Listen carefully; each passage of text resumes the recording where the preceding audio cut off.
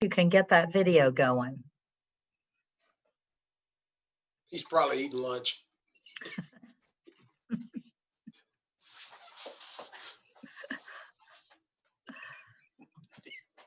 I'm actually smoking a cigar. Oh, come on. I just said that to mess Hey, with Mayor, Glenn. we are live, and the city of Lexington knows what James Brown is smoking. Okay, you are live, Mayor. Thank you very much.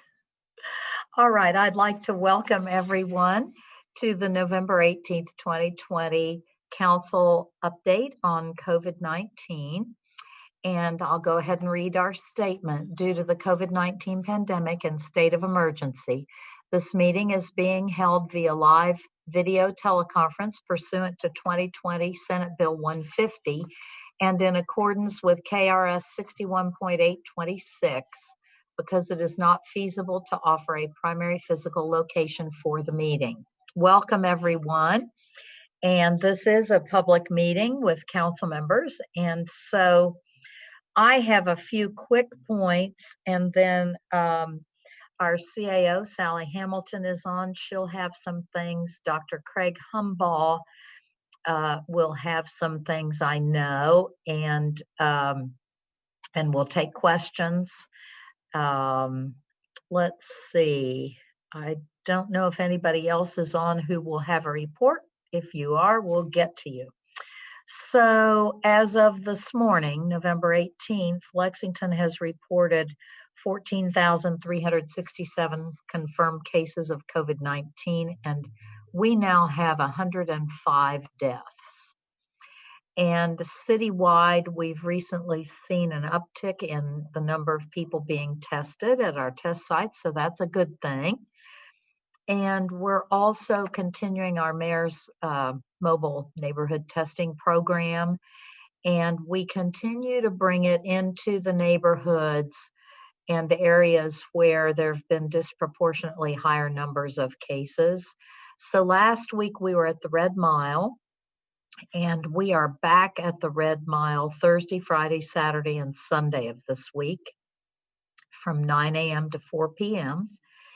And this mayor's mobile testing, neighborhood testing program has been very successful. We have tested almost 15,000, and that is in a total of 58 separate days that we've tested. So those are walk up and drive up, and you'll get your test results in about 48 to 72 hours. So we will continue this program until we no longer have a need or can't continue it. So testing's available at various other sites in Lexington, Fayette County. You can find all of those on www.lexingtonky.gov/COVID-19. And so next week, just so everybody knows, our Southland Christian site on Richmond Road will be closed the whole week of Thanksgiving. And the BCTC site will be open Monday, Tuesday, and Wednesday, but closed Thanksgiving and Friday. And as some of you know, the state has recently opened up a new test site at Keeneland that's open Monday through Friday from 9 a.m. to 5 p.m. As for the University of Kentucky, as of November 18th, UK has reported 318 active cases of COVID-19 with 2,524 students who've already recovered. And then my administration continues to hold the weekly call with our healthcare stakeholders, which includes all the hospitals and other providers. It's quite a robust group.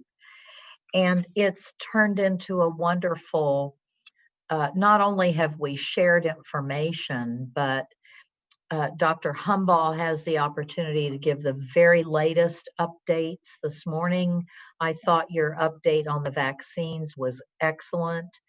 And it also has provided our healthcare providers the opportunity to ask each other questions about what they're doing. And one thing that we are starting to put out in the media is that we are going to hold a service. We're calling it In Remembrance this Friday at 1:00 p.m. for all those in Fayette County who have died during the pandemic. As I said, as of now, it's 105 of our citizens. Of course, we cannot hold it in person, so it will be live streamed online and on Lex TV. We'll get the links out to everyone, and we encourage our community to take some time on Friday to think about those who have passed during the pandemic. We have, I believe, 4 members of the clergy of various religious persuasions who will be in the service. And we're not opening it to the public because of the governor's red zone guidance. And as you know, we are expecting to hear the governor's new restrictions, which will be mandates, at his press briefing today. And so I just encourage everyone to continue doing what you individually can do, wearing your mask, distancing, washing hands, and then listen for the latest updates. So with that, I'd like to ask CAO Hamilton if she has some things to add. Welcome. Thank you, Mayor. Can everybody hear me? Yes. I don't have anything really unusual to add or special to add. We are just getting, we can notice in our staffing, John Maxwell is continuously reporting more and more people who are out in the government based on COVID. We're getting a lot of people who aren't sick themselves, but Dr. Humbaugh are in the contact tracing group, and so therefore are home and in quarantine for 14 days or so. So we have noticed a major uptick in that. Fire, and I think is Ken on here? Fire, and Ken, please correct me if these statistics have changed, but fire has sort of been hit hard. They had 38 that tested positive, 13 in quarantine, and 2 in isolation. And police had 22, and 2 were in quarantine. Have those statistics changed any, Ken, recently? Yes, ma'am. Actually, in my conversations with Chief Chilton, they actually have, I think, if I'm not mistaken, 35 people in isolation right now. Okay. But that will be changing dramatically on Friday when 10 to 12 are scheduled to come back, but they have 5 that are positive right now. So we're going to, now with that being said, it hasn't impacted services, as you know, Mayor and Ms. Hamilton, because we've been able to use backfill overtime to make sure that we're not required to shut down any services. And I have the police number as 22 tested positive and 2 in quarantine. If you got an update on that, or is that number still holding? That number is correct, to the best of my knowledge. Yes, ma'am. Okay. Then fire has had approximately 663 calls for COVID, and that's up 41 from last week. So it's, as to expected, it's all on an uptick. Monica is on here, and I think Monica had a case today. Monica, you may want to tell everybody what had happened at Gainesway and what you're doing there. Yeah, we had a student in our NTI camp at Gainesway who tested positive on Monday. And so we have shut down that camp and our counselors, and asked them all to quarantine. And then we'll restart that, certainly depending on the calendar, but not for at least 2 weeks. Okay, thank you. We've also are monitoring waste very carefully to see if we have to make any adjustments to our schedule there, because we're having quite a few out there also. So I think the government itself is experiencing what the population is experiencing, more and more cases. You know, we were talking earlier today. It used to be you would say, "Do you know anybody that has had COVID?" And everybody said, "Well, no, but I know somebody who knows somebody." Well, now, of course, that story is really changing. So we're becoming more and more, and we're going to even we've got so many people that are working from home, but we're going to even strengthen that in the next couple of weeks.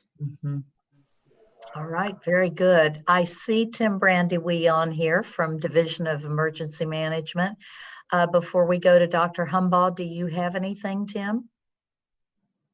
Ma'am, we had at our public safety meeting on Monday outlined with Commissioner what our basic outline is for essential personnel vaccination based upon the CDC guidance.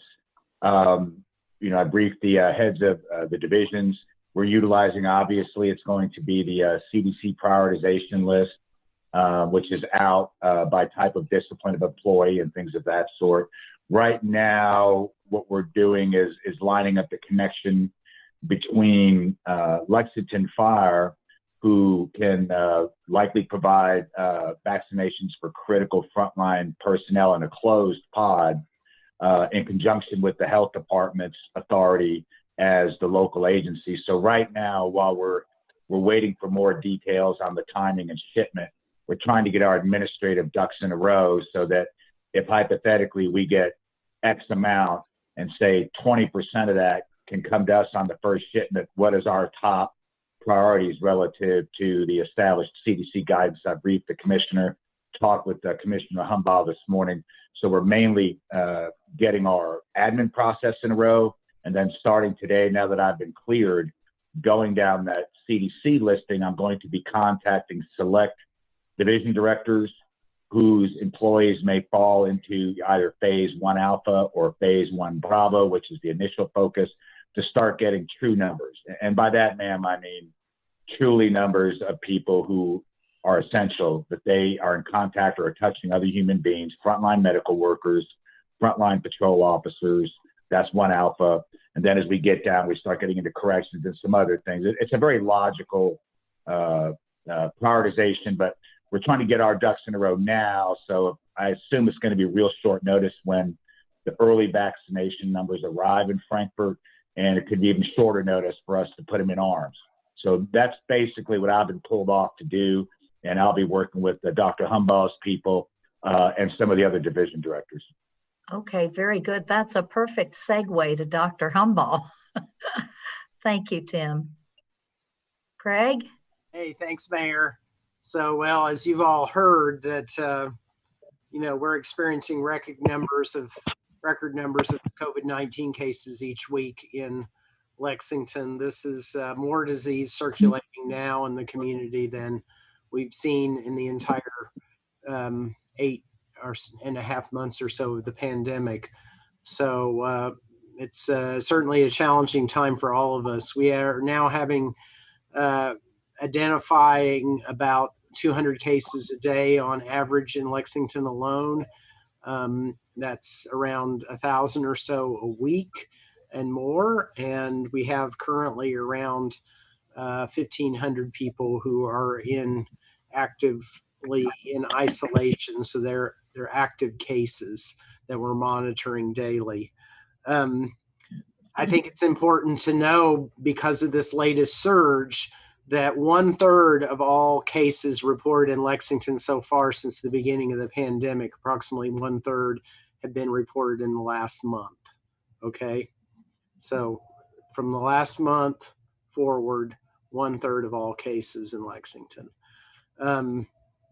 As you said, Mayor, we are at over 100 deaths now in terms of Lexington residents who have died from COVID-related complications. Our numbers in the hospitals have gone up since this summer. We're averaging about 65 to 70 hospitalized Lexington residents due to COVID-19 every day now. That's about twice what we were experiencing this summer. let me talk a little bit about changes to our contact tracing process. So the surge in cases that we've seen here and across the state have eclipsed our ability to effectively get in touch with all close contacts. So we, as of yesterday, announced a change in our process. And I think you all know, but close contacts are those who have been within 6 feet of someone who's infectious, who's tested positive for 15 minutes or more during their infectious period. And so it's more difficult for us to do that, that contacting of those contacts and quarantining them based on just the total number of cases that we're seeing here in Lexington. So we have made a move to we're going to be asking the cases to notify contacts about the need to quarantine. We've developed handouts both for the cases and for those who are quarantined about the directions and guidance about what to do. We'll still be working in high-risk situations, helping to identify close contacts of cases. That'll be primarily in nursing homes, childcare, schools, that type of thing. But in most situations, we won't be directly issuing quarantine orders anymore.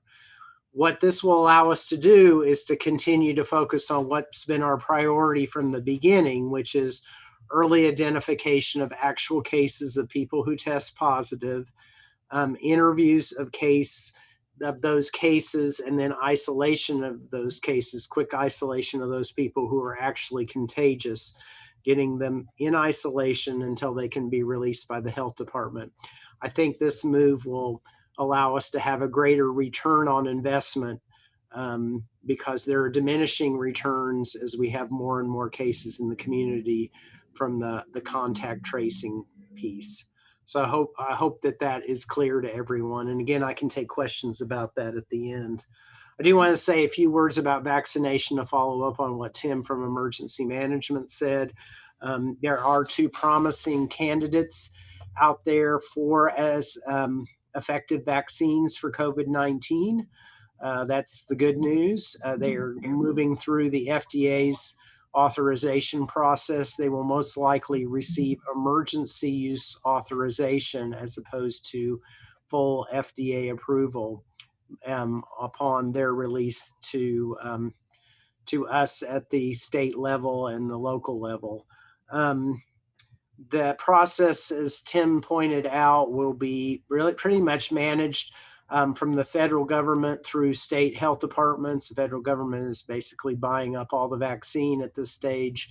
Vaccine will come out through local health departments, just like if you all remember the H1N1 vaccine for the pandemic influenza year, which was 11 years ago.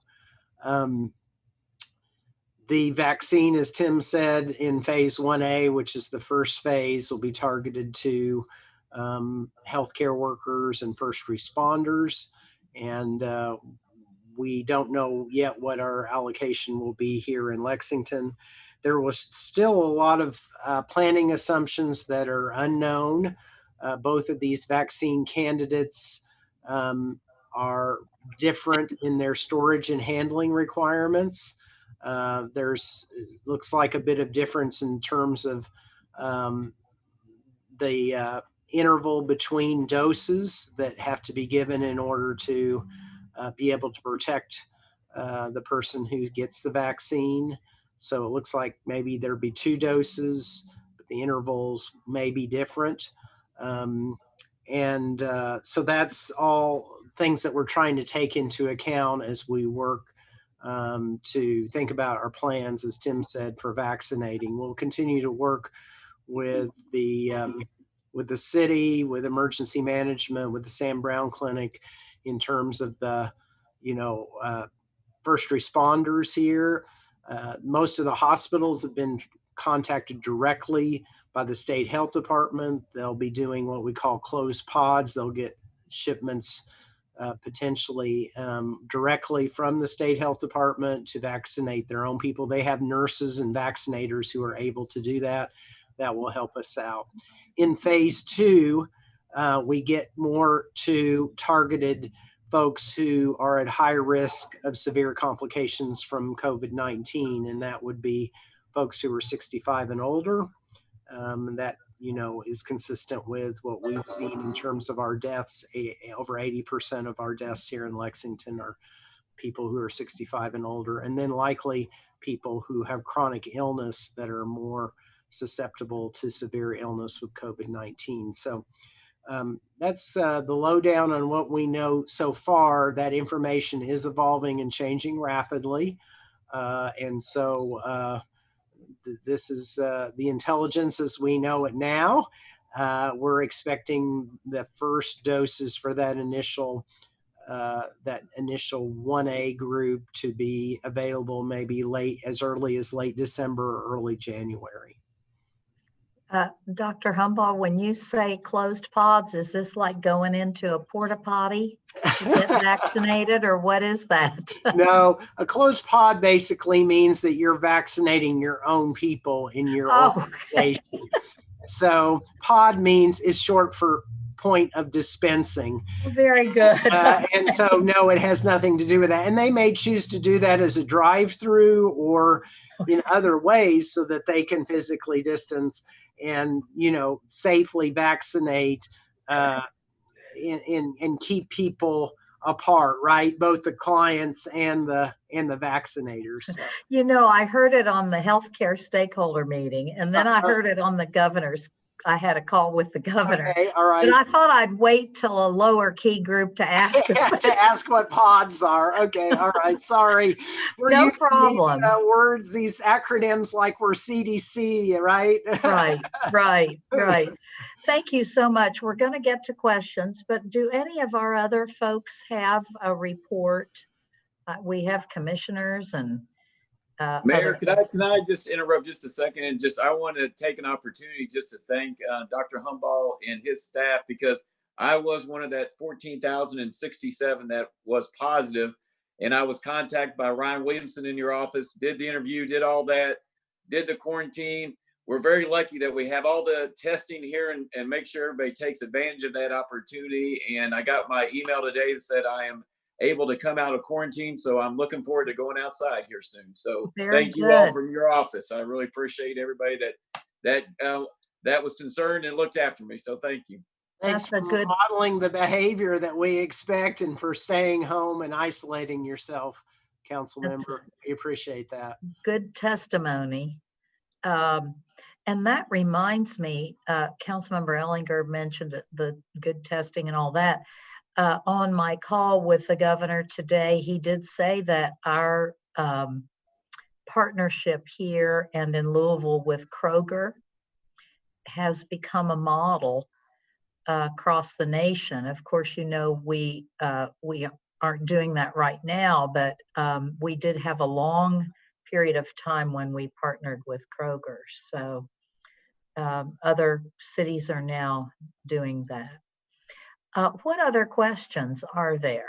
Council members, do you have any questions? I appreciate your testimony, Councilmember Ellinger. I wish I didn't have to give it, but it's part of what's going on in the world today, and I'm just glad that I was able to get through it, and I was asymptomatic, which you hear a lot of the issues that people go through, and I was very fortunate from that standpoint. So, but we're very lucky on the testing, and everybody get out and take that opportunity to get tested, just because if you don't know, you do it for your family and your friends. Mm-hmm. Yes, very good. Thank you for that. Does anyone have any questions of any of our folks? I don't see any. Okay. Well, this is, I appreciate everybody being on this update. I know there are folks from the outside who watch these, and I think that's important too. So thank you all very much. Thanks to those of you who gave updates, and we'll see you next time. next time maybe we'll have a vaccine, Dr. Humball. No, not that soon. All right. Thanks, everybody.